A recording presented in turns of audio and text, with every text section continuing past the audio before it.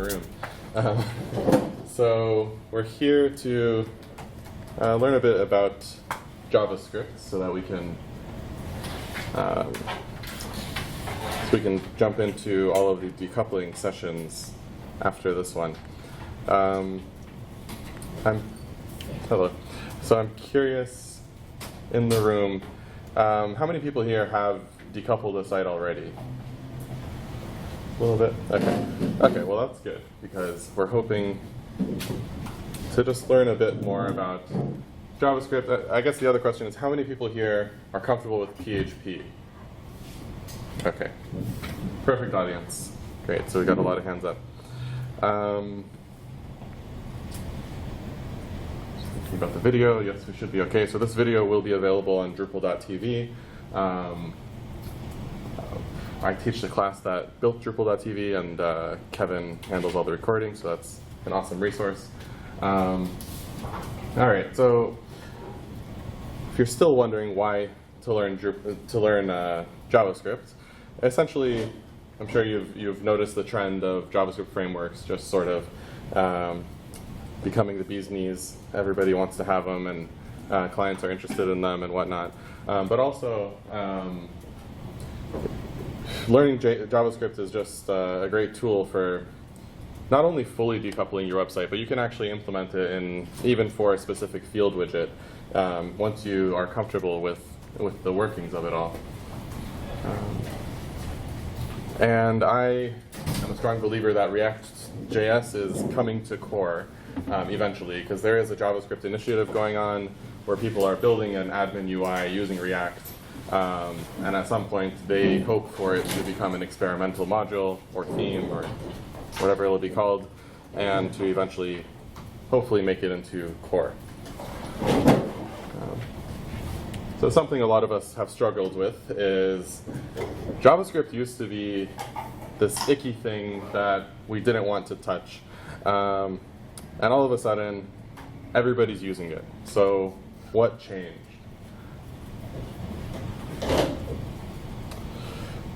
Quite a few things changed, but you can see sort of the development of the language JavaScript. So there's different specs that JavaScript, the language, follows. And basically these specs come out, you have ES1, ES2. If you fiddled with JavaScript 5 years ago or more, you would be familiar with the ES5 syntax. And that's the one that a lot of us struggled with or just felt like wasn't pleasant to use. In 2015, there was a big update to that spec, and ES6 came out, and the improvements were, they had a couple of focuses, but they centered around making JavaScript easier to use. And also, this one feels a bit funny to me. A lot of the improvements are around letting you type less code, which is something you'll need to get used to in the JavaScript community. The code is often written in a way where your target is essentially to write less code rather than to write more verbose code. So I mentioned ES6 came out, and new versions have come out since then, and they're being updated every year, so we shouldn't have this big gap in between updates anymore. But ES6 is pretty well supported, but it's not supported by IE11. And why does that matter to us? Because Drupal core publicly says or has announced that it works on IE11 and up. So if Drupal core said it works for IE11 and IE11 says ES6 is incompatible, then does that mean I can't use ES6? Thankfully, no. Because there are compilers out there like Babel, which you can put your ES6 or above code through, and then Babel will transpile that code back to ES5 syntax. So if you're familiar with Sass and CSS, think of ES6 and above like Sass, and then you have your Sass compilers, which will compile your Sass back into CSS, and the browsers all understand CSS. This is the same thing. You write your JavaScript in ES6 or above, you use Babel to compile it down, and the browsers all understand regular JavaScript, or ES5 in this case. So what Drupal core actually does is they name their files somefile.es6.js. And with that file extension, they're writing JavaScript in ES6. I think it's specifically ES6. I don't know that they go above that. But then they have a script, a Node.js and Babel script, which transpiles the ES6 to plain JavaScript. So if you look through core, if you look through the core themes and you look at the JavaScript files, you'll find a file which is, whatever code.es6.js, and you'll also see a file corresponding to that, simply .js. So for every .es6.js file in core, there's also a .js file. Drupal libraries only reference the .js file. So people, again, like Sass and CSS, people develop in the ES6 files, and then core references the .js files. So I mentioned this because if you're going to use JavaScript in your theme or in your module, you want to sort of follow the model that core is using. So you should name your files with the .es6.js extension and then transpile it to regular JavaScript. The tools right now do not extend to custom modules or to themes. So what I mean by that is if you write your ES6 code, core doesn't have a way to compile it for you. So you're going to need to compile it yourself using something like Babel.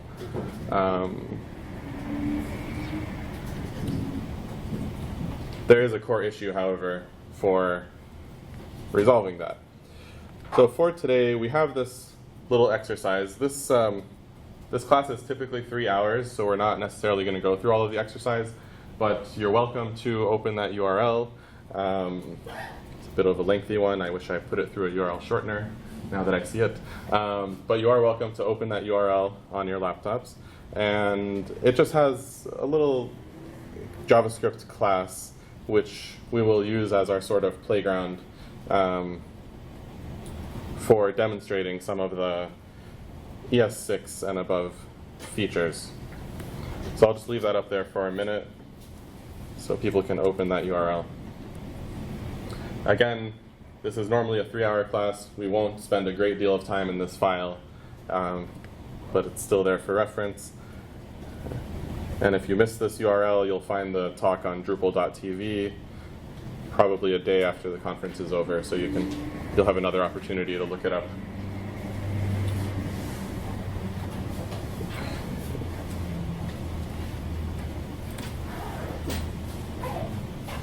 This is going to be resolved. Okay. It says the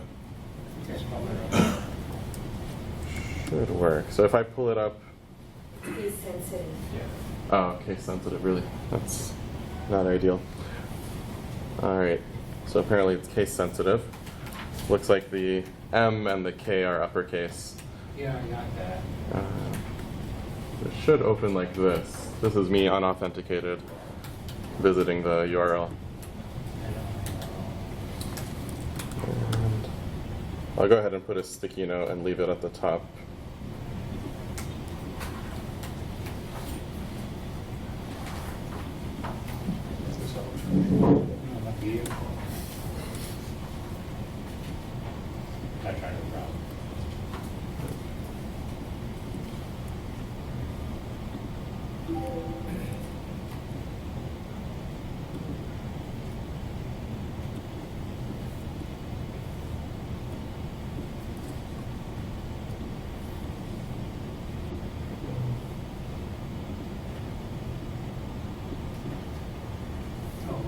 Switch to Drupal Wi-Fi. Okay, it's the Wi-Fi. All right. Now, continuing through, there is something you'll notice in the JavaScript ecosystem is there are a lot of JavaScript or NPM packages. NPM stands for Node Package Manager.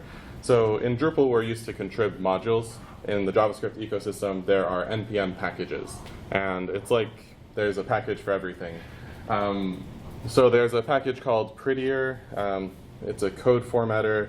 This is also available as a editor plugin.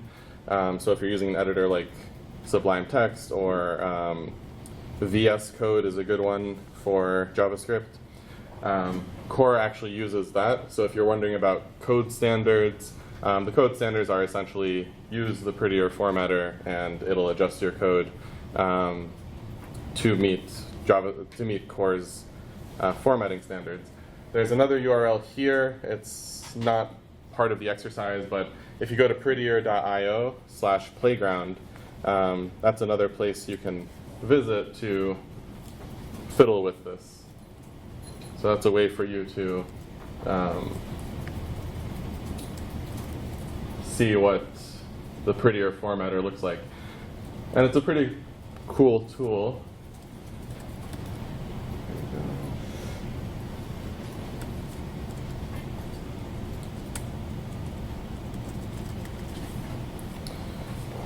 Because when you type JavaScript, it fixes all the formatting issues immediately.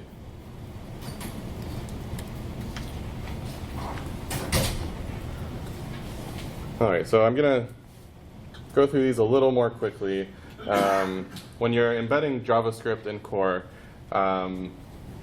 you may be used to this. You should wrap your JavaScript in a behavior.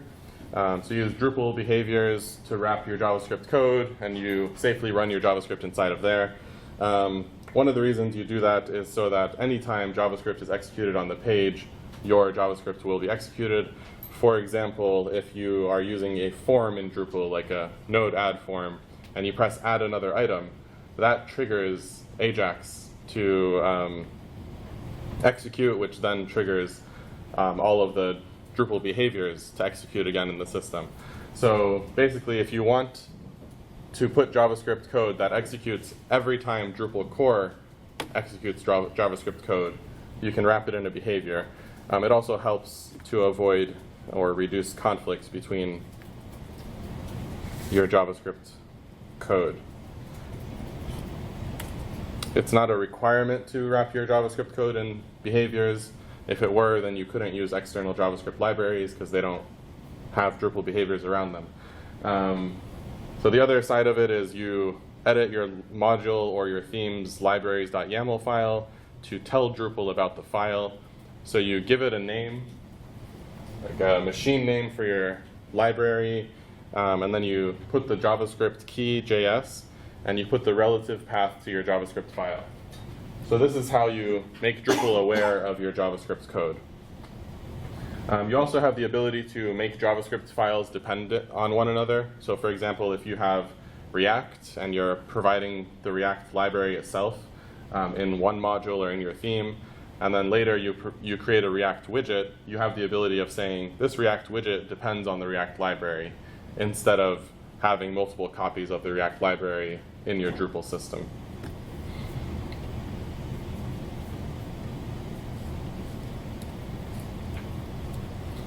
And finally, on the PHP side, if you're creating a custom block or a page or what have you, you should be using a render array in many cases. And in your render array, use the attached key followed by library and pass the name of the library. So that's the name of the module / the machine name that you created. So by doing this, anytime that block is rendered on a page, Drupal will automatically load your JavaScript code and all of its dependencies as well. So you don't have to embed your JavaScript in twig files if you're using render arrays this way. It'll automatically be included. We will get out of the Drupal talk soon. I've got one more slide. So one more consideration with using JavaScript. We're talking specifically about client-side JavaScript here. My expectation is most people interested in this talk are not yet running Node.js or server-side JavaScript. So for our purposes, Drupal caching is not really impacted or affected by using client-side JavaScript because it's whatever you think about for CSS, those same rules apply for JavaScript in terms of caching.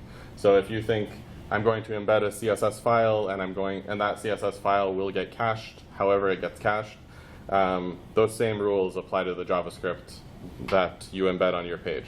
So the JavaScript will be a standalone file loaded, and if you have a CDN, for example, your CDN could cache that JavaScript file. So the good news is if you're doing client-side caching, you don't have to worry too much about JavaScript breaking your caching. You have to think more about the size and just the logic in your JavaScript code. So the file size is just is the consideration, but it's not so much a caching consideration.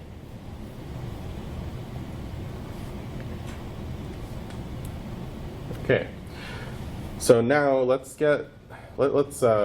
hone in or zoom in on the JavaScript features and sort of the behavior. So a lot of us have learned JavaScript through trial and error and might not understand why it seems to behave funny, especially in the case of the this keyword or variable. So these are a couple of things we'll aim to talk about.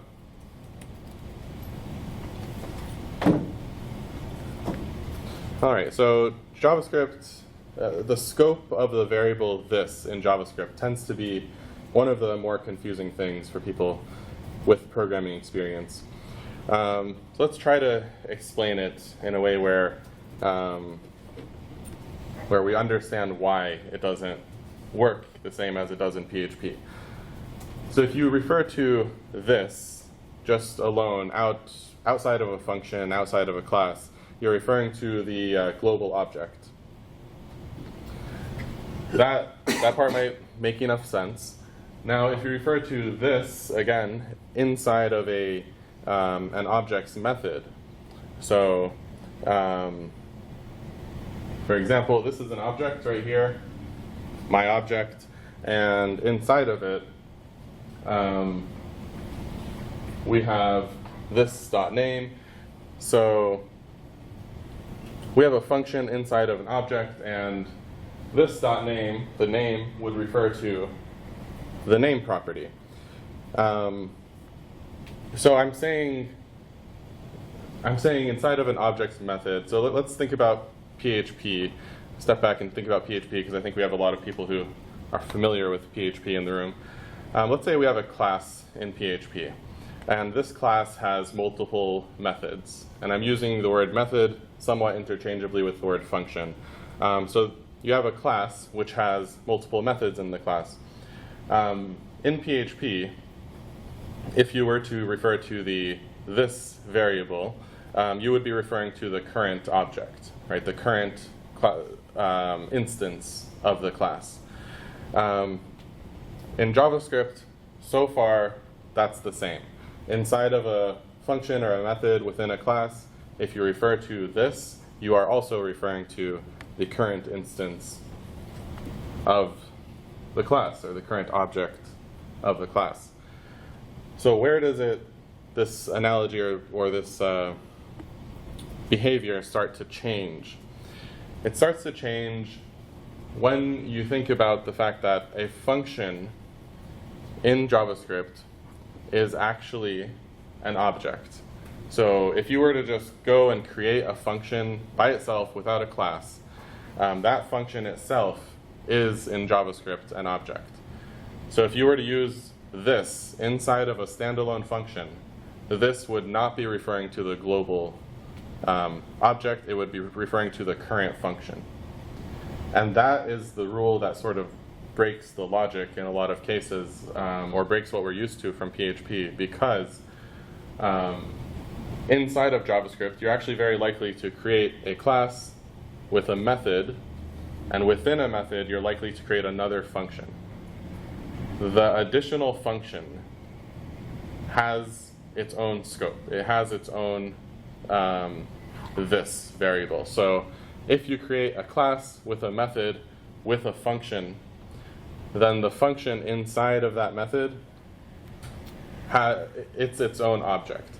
And the word this inside of there, nested inside of there, does not refer to the current class. It refers to only itself. So that was easy, right? That made total sense. But basically, this is confusing. So let's talk about, I'm aware that everything I said just now might have been confusing. So let's talk about the solutions or the workarounds to this problem, which hopefully will illuminate it a bit. So the traditional solution to this problem is take the variable this, take it from the class, and store it in a different variable. So we create var underscore this equals this. Now we have this other variable which refers to this from the class. So you can see an example of that being done right here. Underscore this equals this. And we have another function being called beneath that. This other function would have its own scope and its own this object.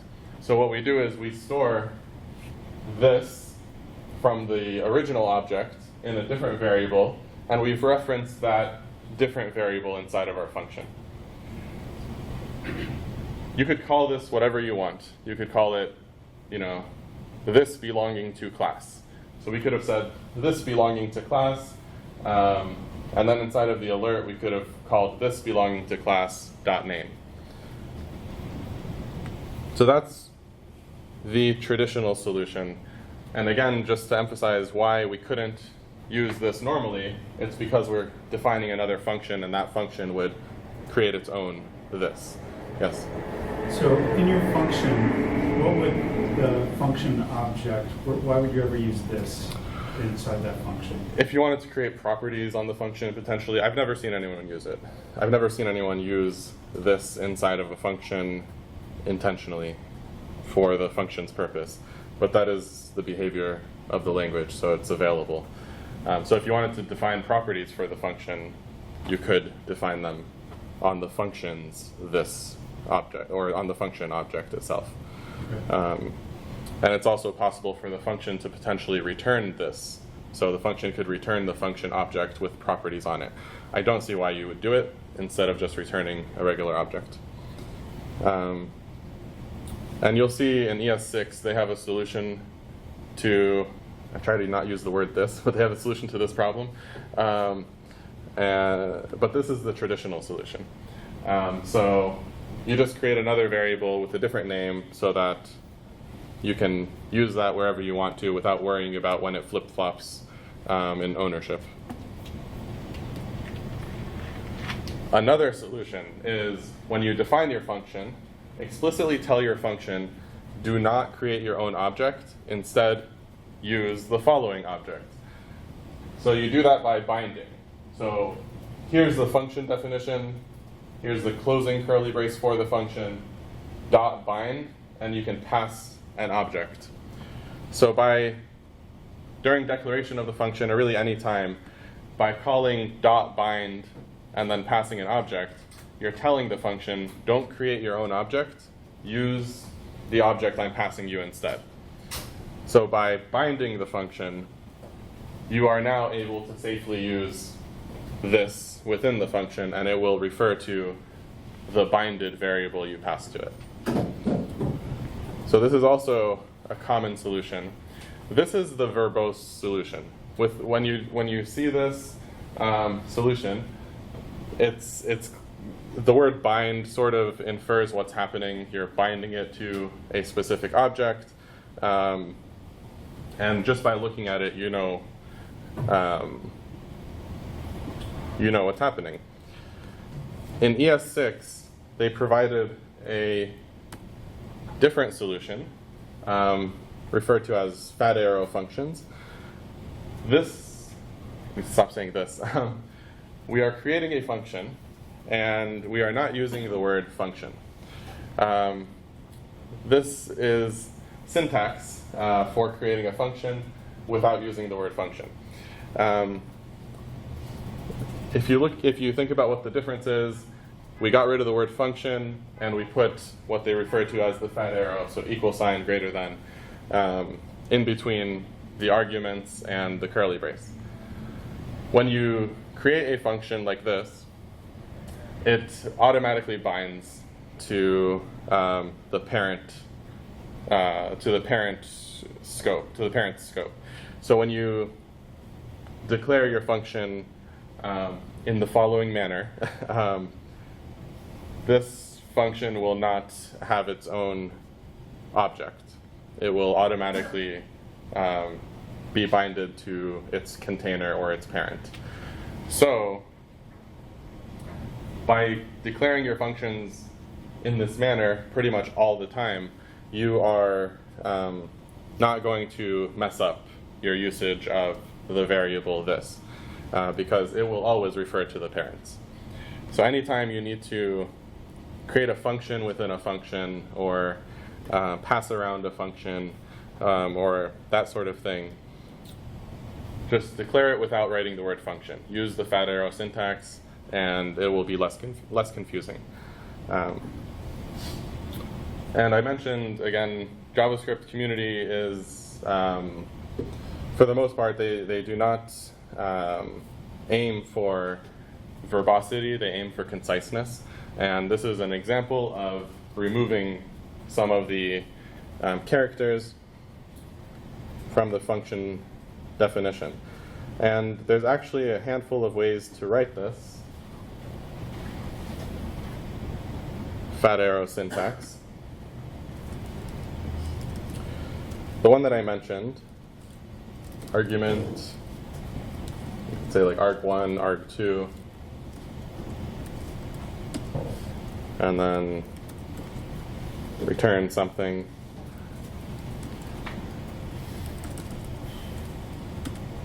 There are actually a handful of other ways.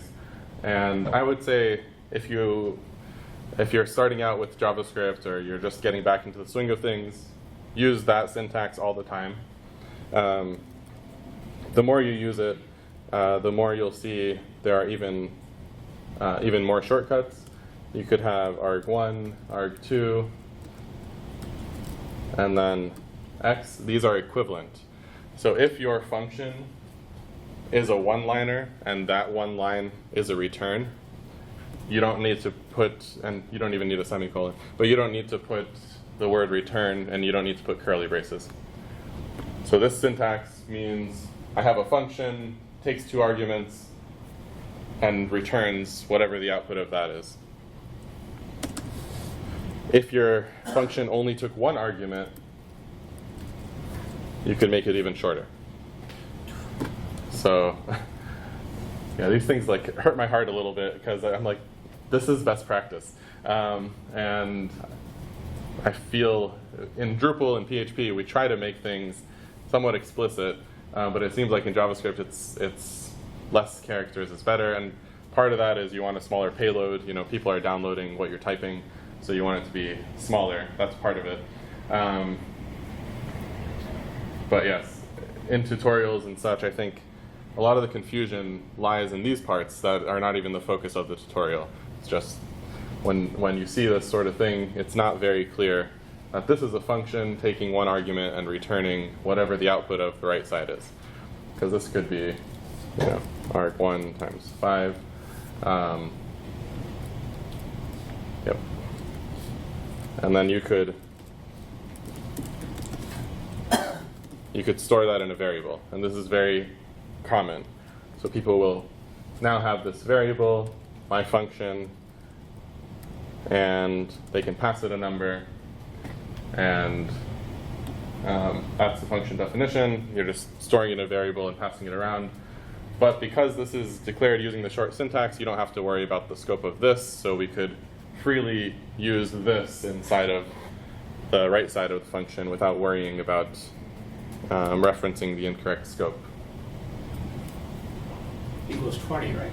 So, yes, Thank you. I would hope so. Yeah, I don't know. Yeah, yeah, that should be the output of this function. Calling this one would pass the argument into arg1, and then it would execute that, and it would return the value. So yes, it would return 20. Yeah, it looks like we're not going to have time to go through all the exercises, which is why I popped this up.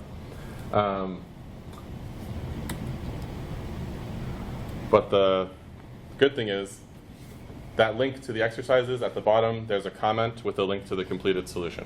So feel free to take a look at that. All right, so there are a couple of ways to define variables. You can use var, let, const. A short rule is to reduce complexity, just don't use var. For the most part, you're going to see people using let or const. Const cannot be reassigned. So if you define a variable like const number equals 5, you're not allowed to change number to 6. It's similar to a constant in PHP. Constants will sometimes still be used to create objects, and objects can be modified because it's actually the reference to the object that's being stored in the variable. On the other hand, you can use the variable let, and let will define a variable for the current scope. So is let the same as var? var is not the same as let. Let is more restricted. So you see let defined in here is restricted actually to the if statement. Let is block scoped, whereas var is not. So my var outside, this might even cause a problem actually because you're declaring my var twice explicitly.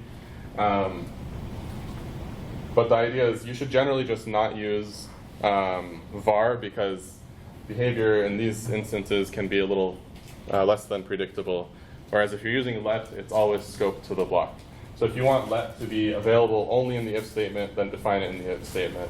If you want it to be available outside and inside, you can define it outside.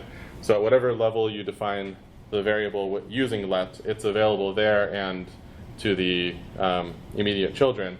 However, if any of the children, if any of the nested blocks also define the same variable using let, they are creating a different variable by the same name. So by defining my let inside of this little block, I'm defining a separate variable from the one out here, and I'm not affecting the one out here. I don't have the power to affect anything outside. So by using let, when you define a variable using let, you can be confident you're not affecting any code outside of the block you're defining it in.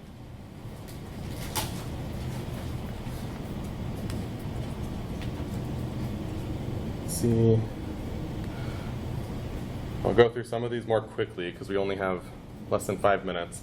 Default parameters, you can define them just like in PHP, although if you pass null as an argument to a function, null is actually considered a valid value and it will not fall back to the default. If you actually want it to fall back to the default, you have to explicitly pass undefined when calling your function. This is a cool feature, template literals. So if you use a backtick, instead of using a single quote or a double quote, if you use a backtick, then you're able to write multiple lines. You can use single quotes and double quotes inside of your text, but you can also write JavaScript inside of your text without breaking your quotation marks, without breaking your string. So you use backticks at the beginning and the end, and then inside you can use this $ curly brace notation, which gives you the freedom to use JavaScript variables. So if you want to print out JavaScript inside of your string, use backticks to encapsulate your whole string, and wherever you need to print out JavaScript variables, use $ curly brace to wrap those variables.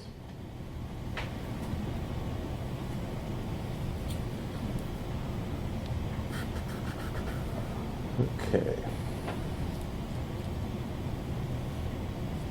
I'm going to continue running through these. We have about 2 minutes. Destructuring is quite interesting.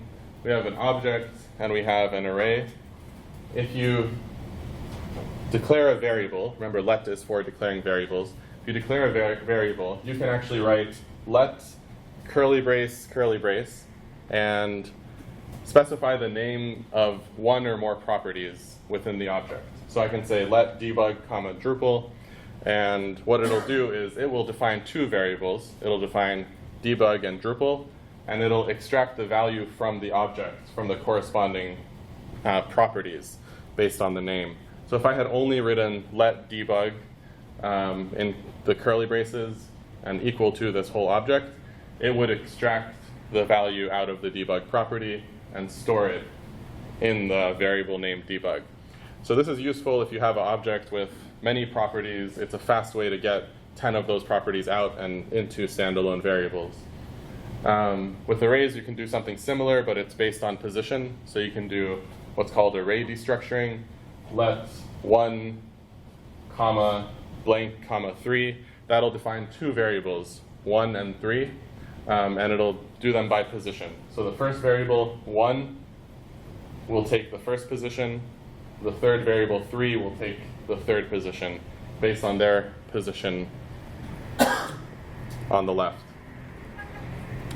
I realize I'm going too fast for much of this to sink in.